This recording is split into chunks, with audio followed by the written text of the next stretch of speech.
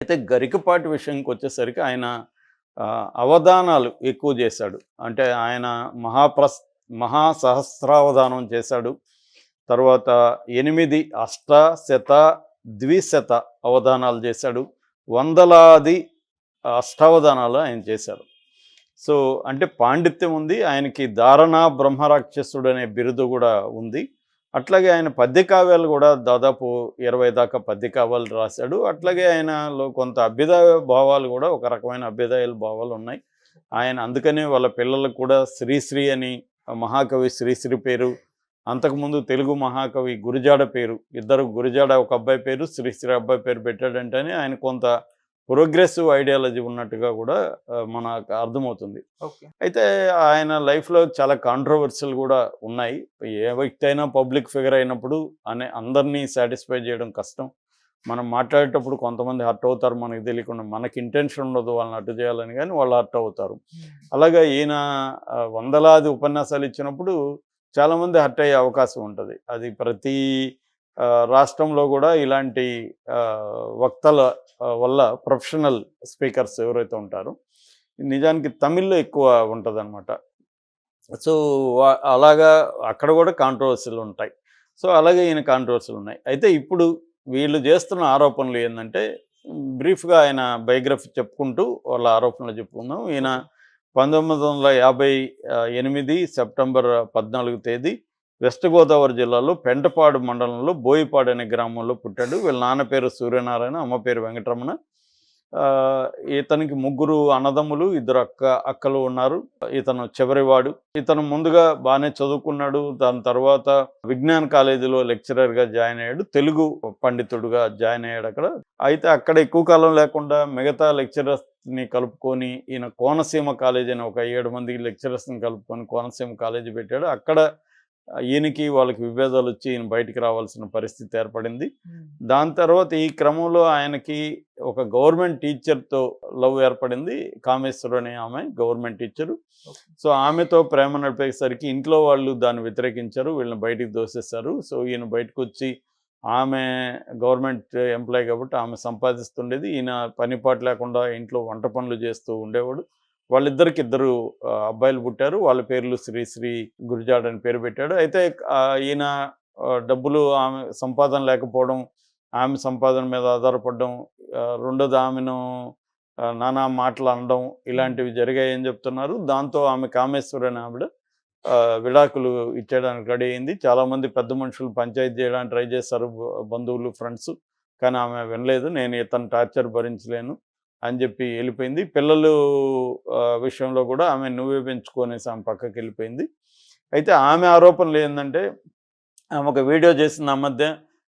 అతని పేరు కూడా, ఆ నీచుడు పేరు కూడా నేను ఉచ్చరించలేను అన్న స్థాయిలో మాట్లాడింది. అతను నీచుడు, నా పిల్లల్ని కూడా నాకు కానికుండా చేశాడు, నా పిల్లలే నా మీద కేసులు పెట్టారు, ఆ స్థాయిలో వాళ్ళని ప్రేరేపించి నన్ను ఇది చేశాడు. కర్మ అనేది ఒకటి ఉంటుంది, అతని కర్మే అతన్ని శిక్షిస్తుంది, ఎవరి కర్మకు ఎవరు బాధ్యులు అనేది తేలిపోతుంది అనేది ఆమె చాలా ఆవేదనతో మాట్లాడిన వీడియో ఉంది. ఆ వీడియోని తర్వాత తీయించారని చెప్తున్నారు. బట్ ఆ వీడియో కొంత వైరల్ అయింది. అందులో కొంత భాగం ఆన్లైన్లో ఇప్పటికీ కూడా ఉంది. సో, దాని తర్వాత ఇతను శారద అనే ఒక ఆమెని పెళ్లి చేసుకున్నాడు. వాళ్ళకి పిల్లలు లేరు. ఇద్దరు పిల్లల్ని శారద కూడా తన సొంత పిల్లలాగా పెంచి పెద్ద చేసింది. వాళ్ళు కూడా కొంత వరకు ఈయన పాండిత్యాన్ని పుణికిపుచ్చుకున్నారు. సో, ఆ తర్వాత ఈయన ఒక సొంత కాలేజీ కూడా పెట్టాడు. మళ్ళీ వాసవి గురుకులని వరంగల్లో పనిచేసే టైంలో ఈయన మళ్ళీ ఒక సొంత కాలేజీ, హాస్టల్ ఇవన్నీ పెట్టి తన భార్య, తన అమ్మ, ఈ లోపల నాన్న చనిపోతే అమ్మ ఇతనికి అండగా నిలబడింది. అమ్మ ఆధ్వర్యంలోనే రెండో పెళ్లి కూడా ఇతనికి జరిగింది. సో, అమ్మ, భార్య హాస్టల్లో వంట వ్యవహారాలు చూసుకోవడం అట్లా కొంతకాలం నడిపారు. ఈ లోపల తన ఫ్రెండు సత్యనారాయణ రాజు అని ఒక ఫ్రెండ్ ఉంటే, అతను చైతన్య కాలేజీలో ఉంటే అతని ద్వారా ఈ కాలేజీని కూడా చైతన్య కాలేజీకి అమ్మేసి చైతన్య కాలేజీలో ప్రిన్సిపల్గా జాయిన్ అయ్యాడు. అదే టైంలో ఏబిఎన్లో నవజీవన వేదం పేరుతో ఒక ప్రోగ్రాంలో ఈయన స్టార్ట్ అయ్యాడు. ఈయనకి చెప్పడం ఇంట్రెస్ట్ అనమాట. అలాగే ఈయన చెప్పడం మొదలుపెట్టాడు. అట్లాగే భక్తి టీవీలో మహాభారతం 1818 అంటే 1818 ఎపిసోడ్లు ఈయన దాంట్లో చేశాడు. అలాగే వివిధ ఛానళ్ళల్లో డీడీ కావచ్చు, ఈటీవీ కావచ్చు, ఇంకొన్ని ఛానళ్ళు సివిఆర్ ఛానల్ కాబట్టి ఇలా ఛానళ్ళల్లో చెప్పడం మొదలుపెట్టాడు. పాపులారిటీ వచ్చింది. దాంతో ఈయన బయట కూడా ఆయనకి ఆఫర్లు వచ్చాయి. బయట డబ్బులు తీసుకోవడం మొదలుపెట్టారు. సో వీళ్ళు చెప్పేది ఏంటంటే ఈయనకి 1,00,000 నుంచి 10,00,000 ఒక ప్రోగ్రామ్కి ఇస్తారు. అలాగా ఈయన ఇప్పుడు నెట్వర్త్ 100 కోట్ల నెట్వర్త్. మధ్యలో ఈయన ఇబ్బందుల్లో ఉన్నప్పుడు ఆత్మహత్య కూడా ఒకసారి ట్రై చేశాడు. అప్పుడు భార్య శారదని అడ్డుపడి తన్ని కాపాడింది. సో ఇవి కాకుండా ఈయన అనేక కాంట్రవర్సీలు ఉన్నాడు. ముఖ్యంగా మహిళల బట్టల గురించి ఈయన కామెంట్లు మహిళల్ని హర్ట్ చేశాయి. ఫెమినిస్టులు చాలామంది ఈయన మీద వీడియోలు చేశారు. ఈయన తీవ్రంగా వ్యతిరేకించారు. దాంతో ఈయన మహిళలకు సారీ చెప్పాడు. దాని తర్వాత మనకు తెలుసు చిరంజీవి అలాయ్ బలాయ్ కార్యక్రమంలో చిరంజీవిని ఓపెన్గానే అందరి ముందు అవమానించినా కూడా చిరంజీవి పెద్ద మనసుతో ఆయనతో మంచిగానే ఉన్నాడు. అప్పుడు కూడా ఈవెన్ నాగబాబు కూడా గరికపాటి మీద పోస్ట్ పెట్టాడు. ఆ తర్వాత అల్లు అర్జున్ పుష్పకు సంబంధించి ఒక స్మగ్లర్ ఇది చేయడం కరెక్టా అన్నట్టుగా మాట్లాడు. చాలా విషయాల్లో కొన్ని కులాలను కూడా ఆయన అట్టు చేశాడు.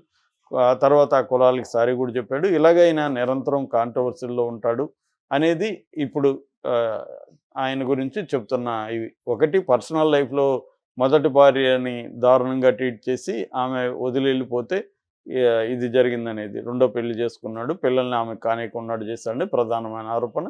రెండో ఆరోపణ ఈయన సంపాదన పెద్ద ఎత్తున కథలు నీతులు పద్యాలు చెప్పి ఈయన 100 కోట్లు డబ్బులు సంపాదించాడు.